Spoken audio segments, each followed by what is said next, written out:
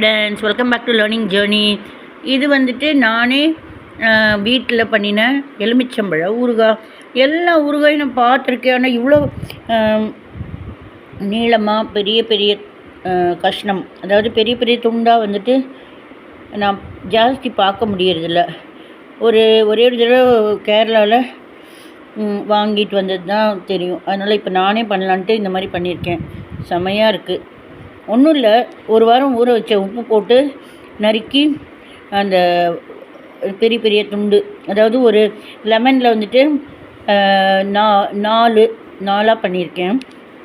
அதுக்கப்புறம் உப்பில் வந்துட்டு ஊற வச்சுட்டு ஒரு வாரம் கழித்து வடை சட்டியில் கடுகு போட்டு தாளித்து, இந்த உப்பு காயாக இருக்கும் இல்லையா, உப்பில் ஊறியிருக்கும் இல்லையா இந்த லெமன், இதுக்கு மேலே வந்துட்டு காரப்பொடியை போட்டுட்டு அந்த மிளகாத்தூள், அதுக்கு மேலே நம்ம கடுகு தாளிச்சிருக்கோம் இல்லையா நல்லெண்ணெயில், அதையும் இது மேலே கொட்டி கிளறணும். செமையாக இருக்கும் மோர் சாதத்துக்கு, கூட்டு சாதத்துக்கெல்லாம். நீங்களும் ட்ரை பண்ணுங்கள்.